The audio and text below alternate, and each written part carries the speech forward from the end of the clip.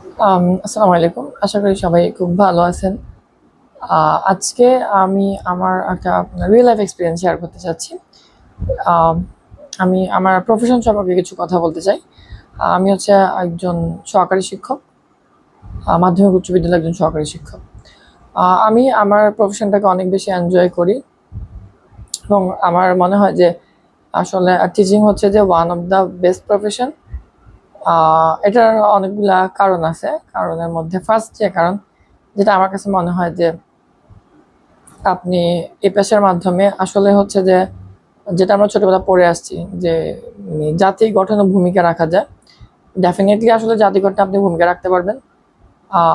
এখন কিভাবে একটা বাচ্চা যখন আসলে বড় হয়, সে তার স্কুল লাইফে সে তার হচ্ছে যে যে সময়টুকু সে স্কুলে যাওয়া আসা করে, ওই সময়টাতে বা ওই বয়সে তার সবচেয়ে বেশি সময় কাটে স্কুলে এবং হচ্ছে বাসায় মায়ের সাথে।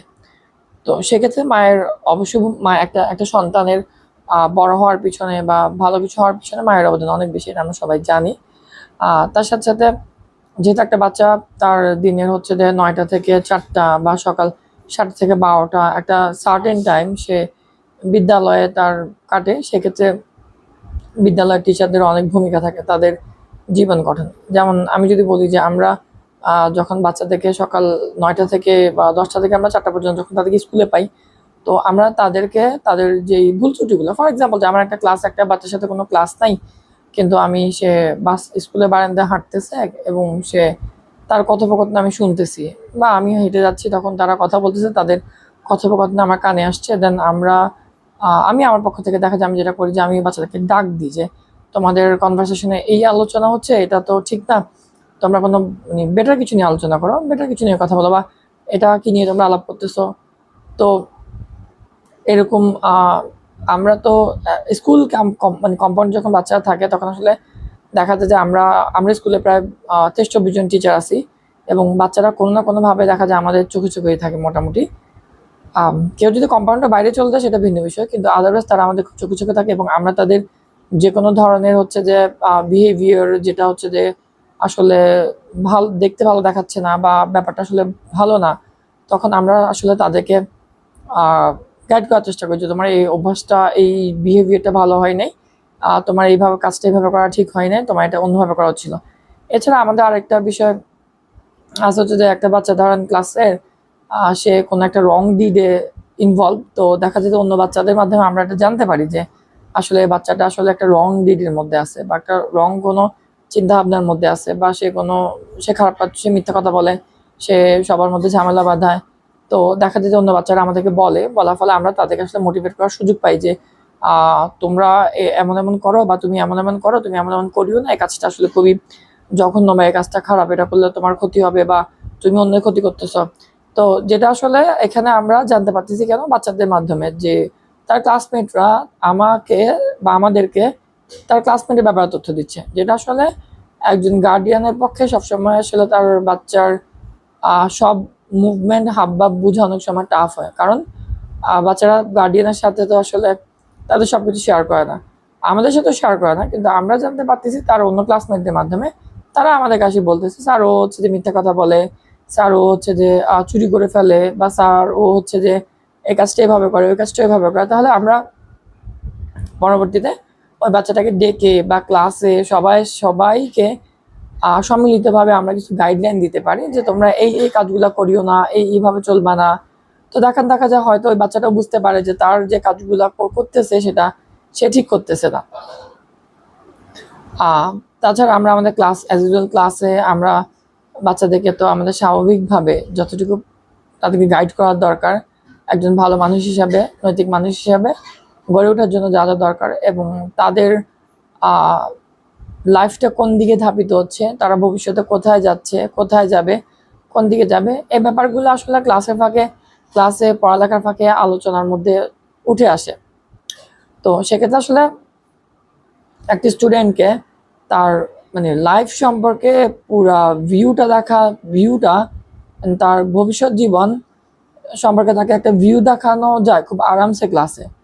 যেটা হয়তো সবসময় গার্ডিয়ানরা দেখাইতে পারলেও বাচ্চারা গার্ডিয়ানদের আসলে সব কথা শুনে না, কিন্তু টিচারদের কথা তারা ক্লাসে বাধ্য হয়ে হলেও শুনে, কারণ সে ক্লাসের মধ্যে সে উঠে চলে যেতে পারবে না। সে একটা টিচারের 45 মিনিট বা 50 মিনিটসের যে ক্লাস, সেই ক্লাসে টিচার যাই বলবে তা তাকে শুনতে হবে, এবং এক্ষেত্রে সে উঠে চলে যাওয়ার সুযোগ নেই। গার্ডিয়ানের সামনে থেকে হয়তো যেভাবে উঠে চলে যেতে পারে বা সে ইগনোর করার সুযোগ আছে, কিন্তু টিচারদের ক্লাসে এটা করার সুযোগ নেই। সেক্ষেত্রে তার ইচ্ছাই হোক অনিচ্ছাই হোক, সে আসলে অনেকগুলা জিনিস সে শুনবে এবং সেগুলা হয়তো বা তার রিয়েল লাইফে সে বাস্তবায়নও করবে। তার সে সচেতনভাবে বা অসচেতনভাবে, তার সচেতন মন বা অবচেতন মন টিচারদের অনেকগুলো অ্যাডভাইস, অনেকগুলো গাইডলাইন দেখা যাচ্ছে ফলো করে ফেলে, বা ওগুলা তারা নিজের মধ্যে নিয়ে নেয়।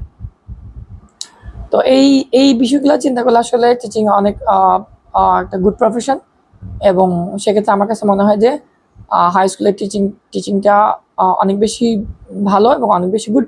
কারণ হচ্ছে যে হাই স্কুল টাইমটাতে বাচ্চাদেরকে আমরা গড়তে পারি, এবং বাচ্চাদের তখন দেখা যায় মন মানসিকতা, তাদের চিন্তা চেতনা, এগুলো মাটির মতো থাকে। তখন তাদেরকে আমরা আসলে খুব সহজভাবে সুন্দরভাবে গড়ে তোলার সুযোগ থাকে।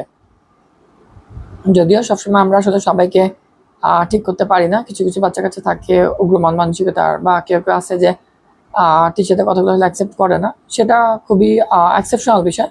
কিন্তু আমার কাছে মনে হয় যে আমরা যদি খুব ভালোভাবে চেষ্টা করি, ভালোভাবে মোটিভেট করা ট্রাই করি, তাহলে আসলে বাচ্চারা আসলেই হচ্ছে যে প্রপার ওয়েতে তারা বড় হবে। আচ্ছা, এটা তো গেল হচ্ছে যে বাচ্চাদের দিকটা। এবার আমি যদি আমার দিক থেকে বলি যে আমার কাছে কেন টিচিং ভালো লাগে। আসলে আমি স্টুডেন্ট লাইফ থেকে, আমি যখন আমি গ্র্যাজুয়েশন করছি, আমার গ্র্যাজুয়েশন হচ্ছে গণিতে। তো গণিতের স্টুডেন্ট হিসাবে আমার স্টুডেন্ট লাইফ থেকে আমার অনেক স্টুডেন্ট পড়ানো হয়েছে। তখন থেকে আসলে স্টুডেন্ট পড়াতে ভালো লাগতো, এবং যে বিষয়গুলো একটু আগে বললাম যে একজন টিচারের সাথে বাচ্চাদের প্রতিদিন দেখা হয়, প্রতিদিন কিছু না কিছু কথা হয়। একজন টিচার আমার কাছে মনে হয় যে কোনো কোনো ক্ষেত্রে বাবা মায়ের চেয়েও একটি স্টুডেন্টের ব্যাপারে বা তাদের সন্তানের ব্যাপারে খুব ভালো জানেন, ভালো বুঝেন, এবং জানার অনেক বেশি সুযোগ রয়েছে। আচ্ছা, আরেকটা বিষয় হচ্ছে যে আমরা যখন হচ্ছে আসলে স্কুলে পড়াই, আমরা আসলে কখনো বোর হই না। বোর না হওয়ার কারণ কি? ধরেন ফর এক্সাম্পল যে আমি একটা ক্লাসে পড়াইলাম, বা আমার কোনো একটা কারণ অনেক বেশি মন খারাপ, আমি অনেক আপসেট, আমি একটা ক্লাসে গেলাম। সেই ক্লাসে যাওয়ার সাথে সাথে দেখা যায় যে বাচ্চাদের সাথে যে কথোপকথন, আলাপচারিতা, তাদের সাথে অনেক কিছু যখন শেয়ার করা হয়, তাদের কথাবার্তা শোনা হয়, তখন দেখা যায় যে হচ্ছে যে তাদের কথাবার্তাগুলো শুনে তাদের সাথে আলাপ আলোচনার মাধ্যমে দেখা যায় আমার যে আপসেটনেস বা আমার যেই মন খারাপের যে বিষয়টা, সেই বিষয়টা দেখা যায় অনেক ক্ষেত্রে দূর হয়ে যায়। এছাড়া দেখা যায় ফর এক্সাম্পল হয়তো আমার একটা ক্লাসে গেলাম, সেখানে আমার মনটা অনেক খারাপ ছিল, খারাপ রয়েই গেল। কিন্তু আমি অন্য একটা ক্লাসে যখন যাবো, যেমন আমরা ক্লাস 6-এর বাচ্চাদের সাথে ক্লাস নিই, 7-এর বাচ্চাদের সাথে ক্লাস নিই, তখন 6-7-এর বাচ্চাদের সাথে যখন আমরা ক্লাস নিই, তখন ওই ক্লাসগুলোতে আসলে গেলে তাদের হাব ভাব, চিন্তা চেতনা, কথাবার্তা, এগুলো আমাদেরকে অনেক বেশি এন্টারটেইন করে, এবং দেখা যায় যে আমরা আমাদের মন খারাপের যে কারণটা, সেটা অনেক বেশি রিলিফ হয়ে যায়। এবং অনেক ক্ষেত্রে আমরা বাচ্চাদের সাথে ক্লাসে যখন ইনভলভ হই, তখন দেখা যায় আমরা এছাড়া হচ্ছে যে আমাদের আসলে ওয়ার্কিং যে স্পেসটা, এটা not only in a table, not only in a room, এটা হচ্ছে যে আমরা প্রি স্কুল কম্পাউন্ডে আমাদের এক একটা ক্লাস থেকে একটা ক্লাসে গেলে আমাদের ওয়ার্ক এনভায়রনমেন্ট চেঞ্জ হয়। এখানে একঘেয়েমি আসার আসলে কোনো সুযোগ নেই। আমরা হচ্ছে যে এক একটা ক্লাস থেকে যখন এক একটা ক্লাসে যাই, তখন আসলে আমাদের একঘেয়েমি কেটে যায় এবং আমরা রিফ্রেশড ফিল করি। এছাড়া তো লেজার পিরিয়ড যখন বাচ্চারা খেলে, তাদের সাথে ইফ ইউ ওয়ান্ট আপনিও খেলতে পারেন, কোনো অসুবিধা নেই। তারা ফুটবল খেলতেছে, আপনি চাইলে বলটাকে 2টা কিক মারতে পারেন। তারা ক্রিকেট খেলতেছে, আপনি চাইলে তাদের সাথে কয়েকটা বল পিটিয়ে নিতে পারেন। তো সর্বোপরি আসলে আমি আমার নিজের জায়গা থেকে, আমি যে স্কুলে জব করি, আমার কাছে এই জবটা খুব বেশি এন্টারটেইনিং, এবং আমি আমার পেশাটা খুব বেশি উপভোগ করি। তো মনোযোগ দিয়ে শোনার জন্য সবাইকে অনেক বেশি ধন্যবাদ।